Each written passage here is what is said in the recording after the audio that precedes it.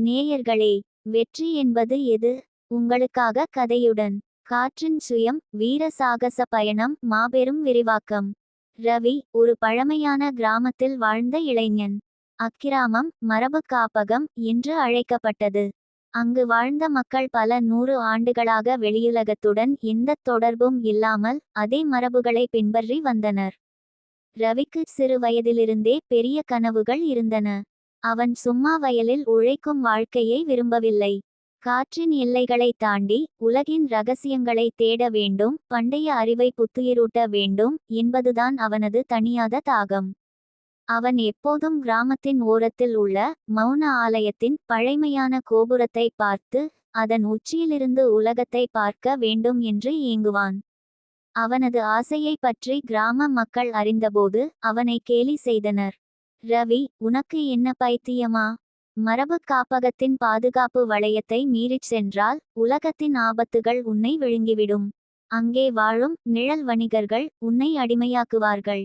குன்றின் ராட்சதர்கள் உன்னை பிடித்துச் சாப்பிடுவார்கள். மர்மப்புலிகள் உன்னை துரத்தும் என்று பயமுறுத்தினர். அவர்கள் அனைவரும் ரவியின் கனவுகளை அணைத்து அவனை கிராமத்திற்குள்ளேயே வைத்திருக்க முயன்றனர். ஆனால் ரவி தனது கனவுகளை பூட்டி வைக்க விரும்பவில்லை. அவன் தனது முன்னோர்கள், அதாவது அறிவின் நாடோடிகள் பற்றி படித்திருந்தான். அவர்கள் தான் உலகின் பல்வேறு பகுதிகளுக்கு பயணித்து அறிவை பகிர்ந்து வந்தவர்கள். ஒருநாள் இரவு கிராமமே உறங்கிக் கொண்டிருந்தபோது ரவி யாருக்கும் தெரியாமல் தனது சிறிய பையுடனும் முன்னோர்கள் பற்றிய ஒரு பழங்கால சுருளுடனும் கிராமத்தின் தடை செய்யப்பட்ட மேற்கு வனத்தை நோக்கிச் சென்றான். அங்கே மௌன நதி என்ற ஒரு நதி ஓடிக்கொண்டிருந்தது. அது மரபு காப்பகத்தின் எல்லையாக கருதப்பட்டது. நதியை தாண்டிச் சென்றால் அது ஒரு தெரியாத உலகம். மௌன நதியை கடந்ததும் ரவி ஒரு இருண்ட வனத்திற்குள் நுழைந்தான். அங்கே மரங்கள் ராட்சதர்கள் போல வளர்ந்திருந்தன. அவன் சில நாட்கள் நடந்து சென்றான். பசியும் தாகமும் அவனது உடலை வாட்டின. திடீரென்று ஒரு குழுவினர் அவனைச் சூழ்ந்து கொண்டனர். அவர்கள் நிழல் வணிகர்கள். அவர்கள் புதியவர்களை பிடித்து ஆபத்தான சுரங்கங்களில் அடிமைகளாக வேலைக்கு அமர்த்தினர். ரவி பயந்தான், ஆனால் அவன் தனது பயணத்தின் நோக்கத்தை நினைத்து பார்த்தான். அந்தச் சுருளில் இருந்த சில பழங்கால மந்திரச் சொற்களை நினைவுபடுத்தி ஒரு தந்திரத்தை பயன்படுத்தினான். வணிகர்களின் கவனத்தை திசை திருப்பி அங்கிருந்து தப்பித்தான். இது அவனது முதல் பெரும் சவால். அவன் நிழல் வணிகர்களின் சுரங்கங்களில் இருந்து ஒரு பழங்கால வரைபடத்தின் ஒரு துண்டை கண்டெடுத்தான். தப்பித்து வந்த ரவி ஒரு உயரமான மலைத்தொடரின் அடிவாரத்திற்கு வந்தான். அங்கேதான் குன்றின் ராட்சதர்கள் வாழ்வதாக கிராம மக்கள் கூறியிருந்தனர். அவர்கள் பெரிய உருவம் கொண்டவர்கள், ஆனால் அறிவில்லாதவர்கள். ரவி அவர்களை எதிர்த்து போராட விரும்பவில்லை. அவன் தனது அறிவை பயன்படுத்தினான். வரைபடத்தின் துண்டில் ஒரு குறிப்பு இருந்தது: குன்றுகளின் இதயம் ஒலியின் எதிரொலியால் அசையும். ரவி ஒரு பெரிய குன்றின் குகைக்குள் சென்று அங்கே இருந்த ஒரு பழங்கால சங்கு ஒன்றை மீட்டெடுத்தான். அதை ஊதியபோது ராட்சதர்கள் தங்கள் பலத்தை தொலைத்துவிட்டு பயந்து ஓடினர். ரவி மலையின் உச்சியில் ஏறி உலகத்தின் பரந்த காட்சியை முதன்முதலில் கண்டான். அவனது கண்கள் கண்டது வெறும் காடுகளையும் மலைகளையும் மட்டுமல்ல, தனது கிராமத்தின் சிறிய எல்லைக்கு அப்பால் ஒரு பரந்த அழகான உலகம் இருப்பதை உணர்ந்தான். மலையின் உச்சியில் வரைபடத்தின் அடுத்த துண்டையும் அறிவின் படிகத்தையும் கண்டுபிடித்தான். அவனுடைய பயணம் தொடர்ந்தது. அவன் மர்மப்புலிகள் வாழும் புகை மூட்டம் சூழ்ந்த பள்ளத்தாக்கு வழியாகச் செல்ல வேண்டியிருந்தது. இந்த புலிகள் வெறும் புலிகள் அல்ல, அவை தங்கள் எதிரியின் பயத்தை பயன்படுத்தி வேட்டையாடுபவை. படிகத்தின் ஒளி புலிகளின் பயத்தை குறைக்கும் என்பதை ரவி உணர்ந்தான். அவன் பயம் கொள்ளவில்லை. படிகத்தின் ஒளியுடன் தனது மனதை கட்டுப்படுத்தி தைரியத்துடன் நடந்தான்.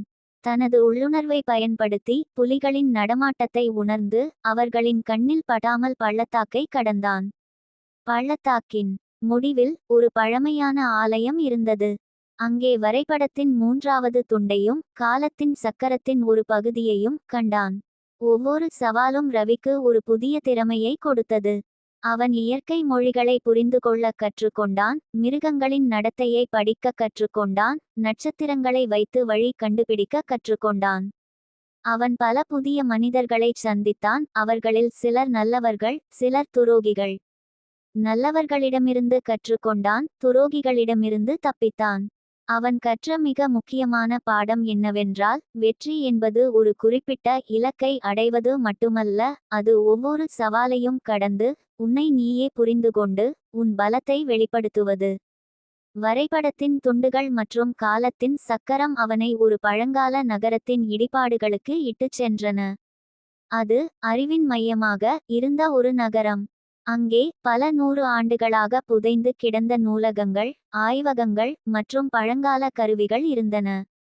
ரவி அந்த நகரத்தின் ரகசியங்களை தேட ஆரம்பித்தான். அவன் சக்கரத்தின் பகுதிகளை ஒன்றிணைத்து ஒரு மறைந்திருக்கும் சுரங்கப்பாதையை திறந்தான். அங்குதான் ஞானத்தின் ஆதாரம், அனைத்து பழங்கால அறிவும் சேகரிக்கப்பட்ட ஒரு மிகப்பெரிய நூலகம் இருந்தது. ரவி அந்த ஞானத்தை பயன்படுத்தி தனது முன்னோர்களின் அறிவின் நாடோடிகள் எப்படி தங்கள் அறிவை பாதுகாத்து வந்தார்கள் என்பதை கண்டுபிடித்தான். அவன் வெறும் கதைகளுடன் கிராமத்திற்கு திரும்பவில்லை. அவன் அந்த பழங்கால அறிவின் ஒரு பகுதியையும் அதை மற்றவர்களுக்கு கற்பிக்க ஒரு புதிய முறையையும் கொண்டு வந்தான். பல ஆண்டுகளுக்கு பிறகு ரவி தனது கிராமத்திற்கு திரும்பினான். அவன் ஒரு சாதாரண இளைஞனாக அல்ல, ஒரு வீர சாகச பயணியாக, அறிவின் தூதுவனாக திரும்பினான். அவன் உலகத்தின் ரகசியங்களை தேடிச் சென்றவன், இப்போது அந்த ரகசியங்களை பகிர்ந்து கொள்ளத் தயாராக இருந்தான். அவனது கிராம மக்கள் அவனது கதைகளை கேட்டு வியந்தனர். அவன் நிழல் வணிகர்களையும் குன்றின் ராட்சதர்களையும் மர்மப்புலிகளையும் கடந்து வந்ததை கேட்டபோது அவர்களது பயம் நீங்கியது. ரவி தனது பயணத்தின் மூலம் கிராமத்தின் மரபுகளை உடைத்து புதிய சிந்தனைகளை விதைத்தான். அவன் ஒரு புதிய தலைமுறைக்கு வழிகாட்டினான். பயணத்தின் உண்மையான மதிப்பு உன்னை நீயே கண்டறிவது மட்டுமல்ல, அது நீ கண்டறிந்த அறிவை பகிர்ந்து மற்றவர்களின் உலகையும் ஒளிரச் செய்வது என்று போதித்தான். அவனது கதை ஒரு சாகச பயணத்தின் கதை மட்டுமல்ல, அது ஒரு மனிதனின் சுய கண்டுபிடிப்பு, தன்னம்பிக்கை, தைரியம் மற்றும் உலகிற்கு ஒளியை கொண்டுவரும் உன்னதமான நோக்கம் பற்றிய கதை. இந்த கதையின் புதிய, விரிவாக்கப்பட்ட நீதி: வாழ்க்கை என்பது சவால்கள் நிறைந்த ஒரு நீண்ட பயணம். வெற்றி என்பது ஒரு குறிப்பிட்ட இலக்கை அடைவது மட்டுமல்ல, அது உன் சொந்த பாதையை உருவாக்குவது, ஒவ்வொரு இடரிலும் இருந்து கற்றுக்கொள்வது மற்றும் உன் உள்ளார்ந்த தைரியத்தையும் திறமைகளையும் கண்டறிவது. காற்றின் சுயம் போல நீயும் தடைகளை தாண்டி சுதந்திரமாக பறந்து, உன் பயணத்தின் உண்மையான வீரம் நீதான் என்பதை உணர்வாய். மேலும் நீ கண்டறிந்த அறிவையும் அனுபவங்களையும் பிறருடன் பகிர்ந்து கொள்வதன் மூலம் நீ மட்டுமல்லாமல் உலகமும் ஒளியை பெறும். இந்த விரிவாக்கம் உங்களுக்கு பிடித்திருக்கும் என்று நம்புகிறேன். அவ்வாறு பிடித்திருந்தால் இந்த வீடியோவுக்கு லைக் செய்யவும், எனது சேனலை சப்ஸ்கிரைப் செய்யவும். நன்றி.